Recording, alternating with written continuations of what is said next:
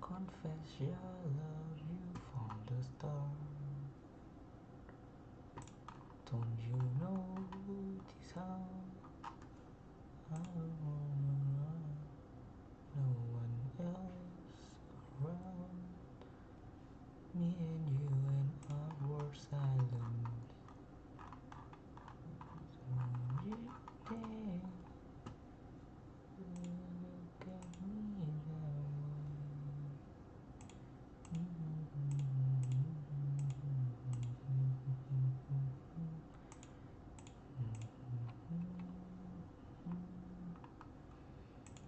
Part 2. You will hear a woman speaking to a group of people who are interested in becoming volunteers for an organisation called ACE. First, you have some time to look at questions 11 to 15.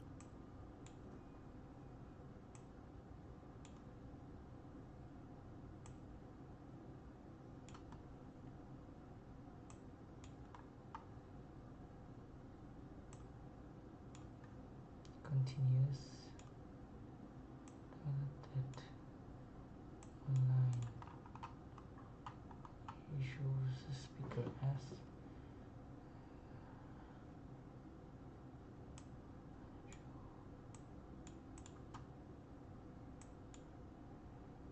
Now listen carefully and answer questions 11 to 15. Good evening, everyone. Let me start by welcoming you all to this talk and thanking you for taking the time to consider joining ACE Voluntary Organisation.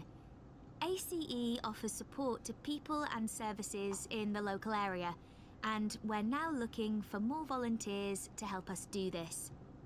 By the way, I hope you're all comfortable. We have brought in extra seats so that no one has to stand, but it does mean that the people at the back of the room may be a bit squashed. We'll only be here for about half an hour, so hopefully that's okay. One of the first questions we're often asked is how old you need to be to volunteer. Well, you can be as young as 16, or you can be 60 or over. It all depends on what type of voluntary work you want to do. Other considerations, such as reliability, are crucial in voluntary work, and age isn't related to these, in our experience.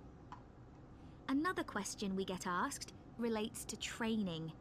Well, there's plenty of that, and it's all face-to-face. What's more, training doesn't end when you start working for us. It takes place before, during, and after periods of work. Often, it's run by other experienced volunteers, as managers tend to prefer to get on with other things. Now, I would ask you to consider a couple of important issues before you decide to apply for voluntary work. We don't worry about why you want to be a volunteer. People have many different reasons that range from getting work experience to just doing something they've always wanted to do. But it is critical that you have enough hours in the day for whatever role we agree is suitable for you. If being a volunteer becomes stressful, then it's best not to do it at all. You may think that your income is important, but we don't ask about that. It's up to you to decide if you can work without earning money. What we value is dedication. Some of our most loyal volunteers earn very little themselves, but still give their full energy to the work they do with us. Before you hear the rest of the talk, you have some time to look at questions 16 to 20.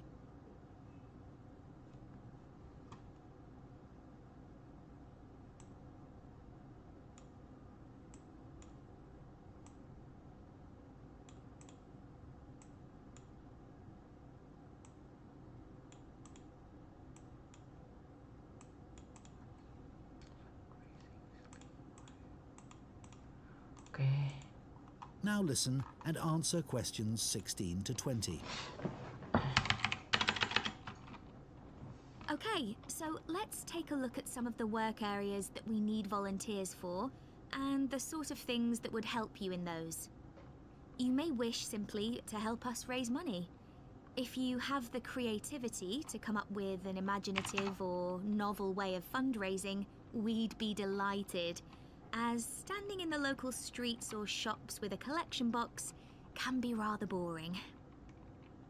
One outdoor activity that we need volunteers for is litter collection, and for this, it's useful if you can walk for long periods, sometimes uphill.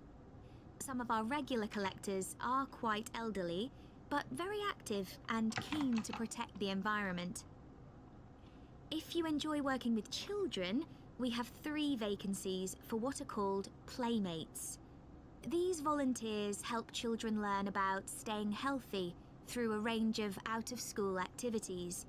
You don't need to have children yourself, but it's good if you know something about nutrition and can give clear instructions. If that doesn't appeal to you, maybe you would be interested in helping out at our story club for disabled children, especially if you have done some acting. We put on 3 performances a year based on books they have read, and we're always looking for support with the theatrical side of this. The last area I'll mention today is first aid. Volunteers who join this group can end up teaching others in vulnerable groups who may be at risk of injury. Initially, though, your priority will be to take in a lot of information and not forget any important steps or details. Right, so does anyone have any questions for me about... That is the end of Part 2. You now have 30 seconds to check your answers to Part 2.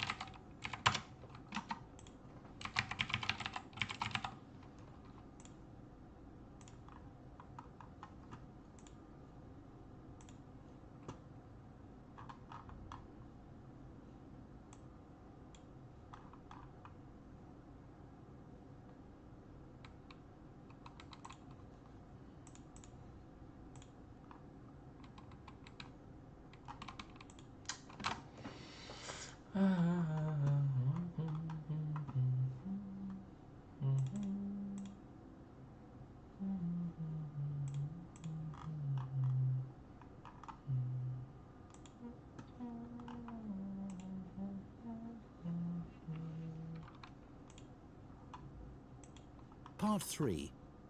You will hear 2 students called Hugo and Chantal discussing a talk they have just attended at the start of their course in fashion design. First, you have some time to look at questions 21 to 26.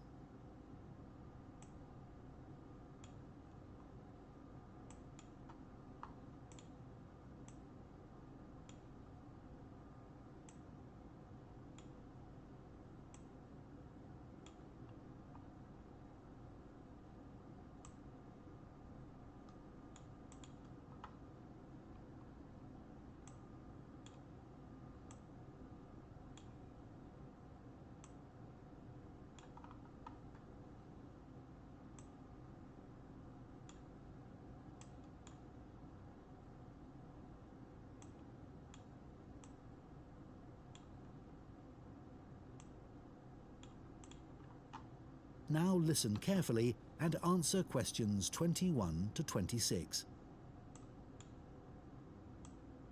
Hi, Chantal. What did you think of the talk then? Hi, Hugo. I thought it was good once I'd moved seats. Oh, were the people beside you chatting or something? It wasn't that. I went early so that I'd get a seat and not have to stand. But then this guy sat right in front of me and he was so tall. It's hard to see through people's heads, isn't it? Impossible. Anyway, to answer your question, I thought it was really interesting, especially what the speaker said about the job market. Me too. I mean, we know we're going into a really competitive field, so it's obvious that we may struggle to get work. That's right.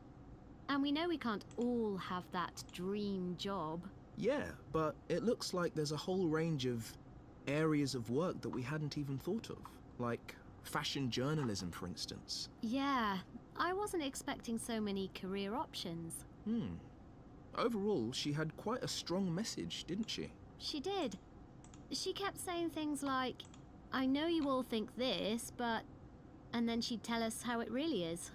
Perhaps she thinks students are a bit narrow-minded about the industry. It was a bit harsh, though. We know it's a tough industry. Yeah, and we're only first years after all. We've got a lot to learn. Exactly. Do you think our secondary school education should have been more career-focused? Well, we had numerous talks on careers, which was good, but none of them were very inspiring. They could have asked more people like today's speaker to talk to us. I agree. We were told about lots of different careers, just when we needed to be, but not by the experts who really know stuff. So, did today's talk influence your thoughts on what career you'd like to take up in the future? Well, I promised myself that I'd go through this course and keep an open mind till the end. But I think it's better to pick an area of the industry now and then aim to get better and better at it. Well, I think we'll just have to differ on that issue. One thing's for certain, though. From what she said, we'll be unpaid assistants in the industry for quite a long time. I'm prepared for that. Aren't you? Actually, I'm not going to accept that view. Really? But she knows it's the case, and everyone else says the same. That doesn't mean it has to be true for me. Okay. Well, I hope you're right. Before you hear the rest of the discussion, you have some time to look at questions 27 to 30.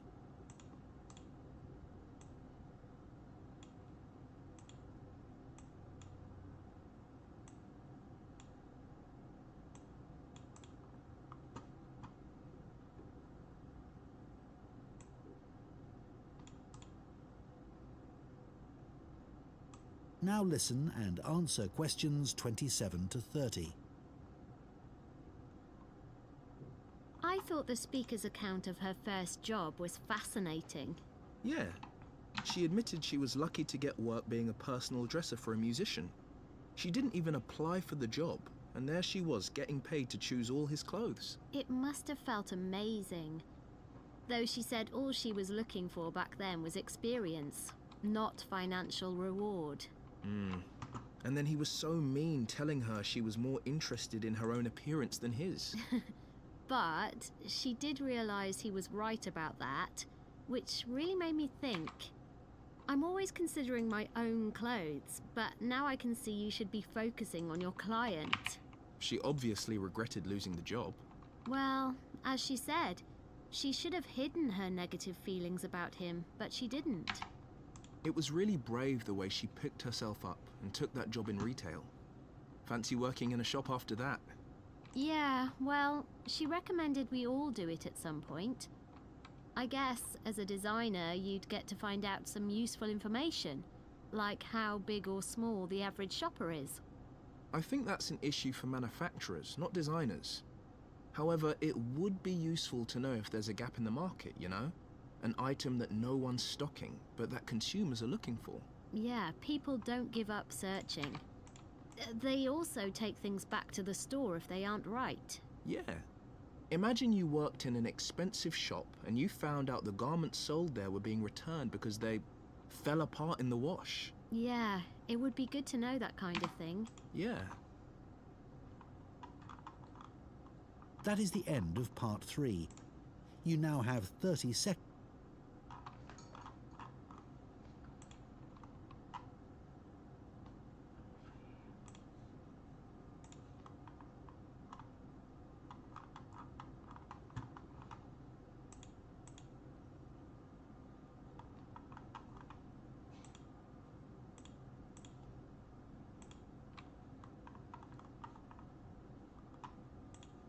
Part 4. You will hear a zoology student giving a presentation on the process of moving wild elephants to a new reserve, known as translocation. First, you have some time to look at questions 31 to 40.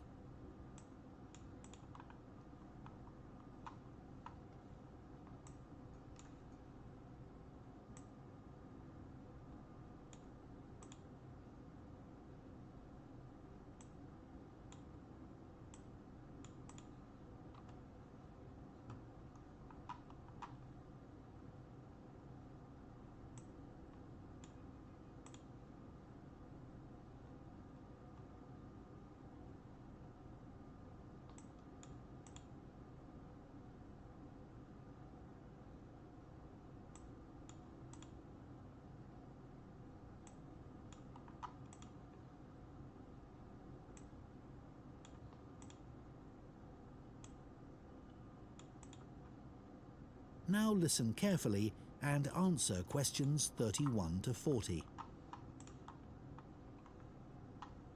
For my presentation today, I want to tell you about how groups of elephants have been moved and settled in new reserves. This is known as translocation and has been carried out in Malawi in Africa in recent years. The reason this is being done is because of overpopulation of elephants in some areas. Overpopulation is a good problem to have, and not one we tend to hear about very often. In Malawi's Majeti National Park, the elephant population had been wiped out by poachers, who killed the elephants for their ivory.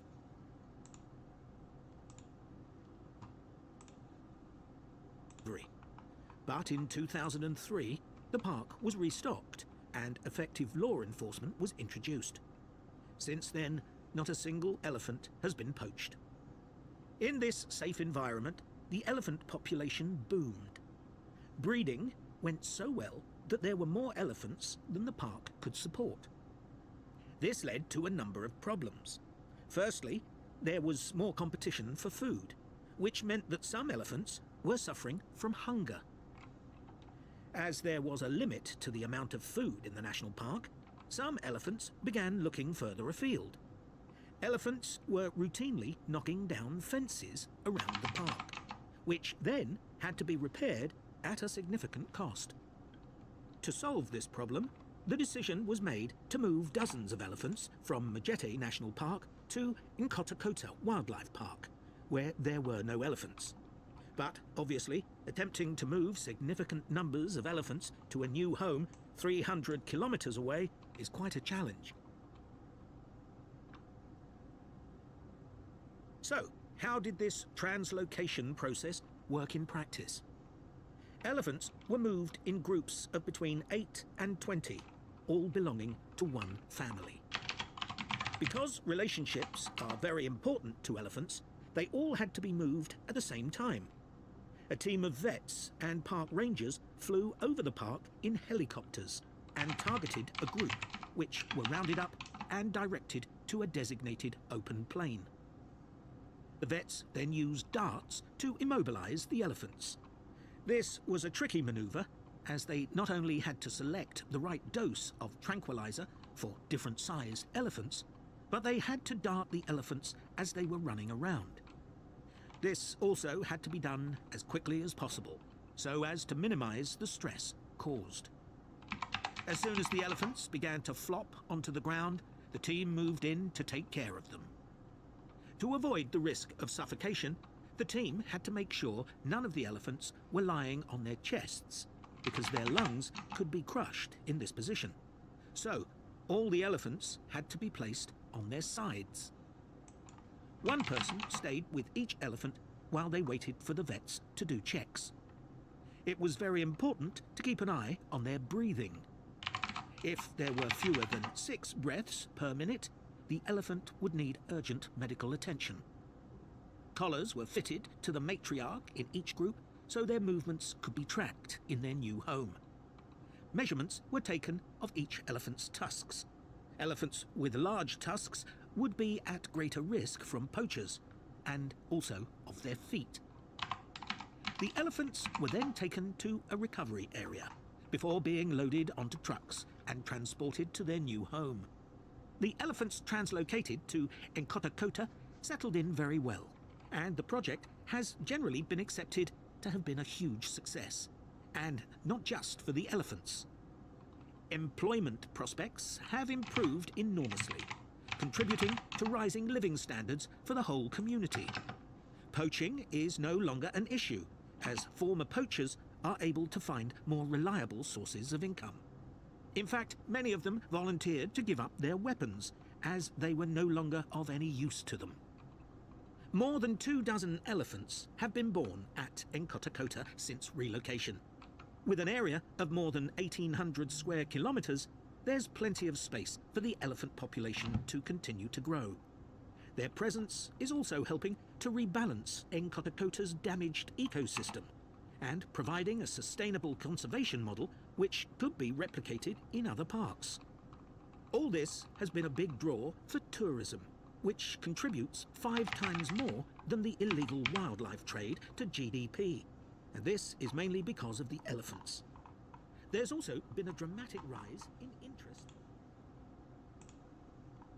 in Dakota's damaged ecosystem. There's plenty of space for the elephant population to continue to grow. Their presence is also helping to rebalance Enkotakota's damaged ecosystem to them. In fact, many of them volunteered to give up their weapons as they were no longer on, and not just for the elephants. Employment prospects have improved enormously, contributing to rising living standards for the whole community. Poaching is no longer an issue, as former poachers are able to find more reliable sources of income. In fact, many of them volunteered to give up their weapons, as they were no longer of any use to them. More than 24 elephants have been born at Enkotakota since relocation. With an area of more than 1,800 square kilometres, there's plenty of space for the elephant population to continue to grow. Their presence is also helping to rebalance Enkotakota's damaged ecosystem and providing a sustainable conservation model which could be replicated in other parks. All this has been a big draw for tourism, which contributes 5 times more than the illegal wildlife trade to GDP. And this is mainly because of the elephants. There's also been a dramatic rise in interest.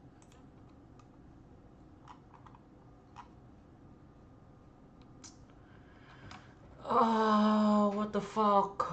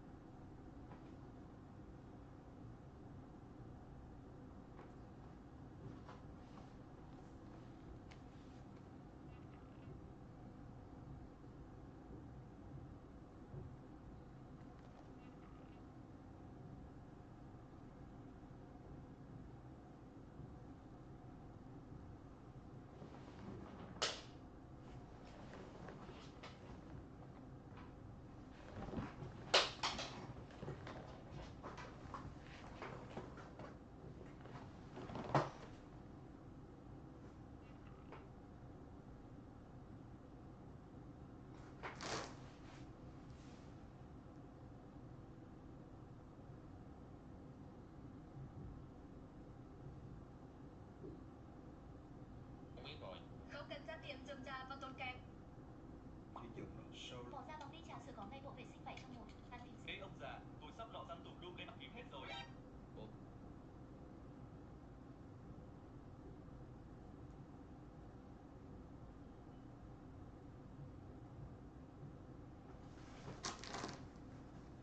Nếu góc setup của anh em đang quá nhàm chán thì đây chính là giải pháp để nâng tầm đẳng cấp.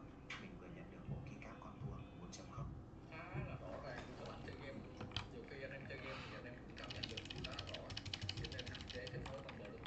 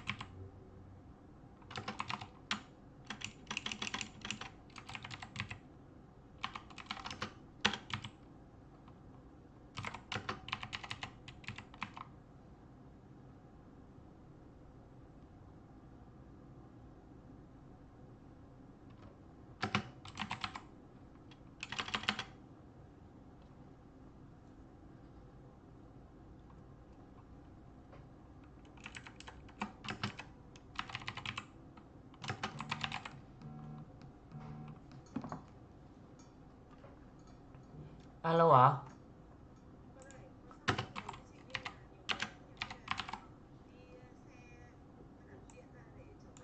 Cũng được. Vâng.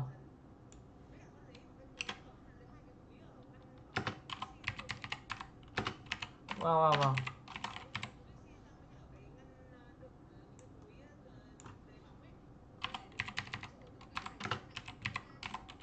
Đây, ok.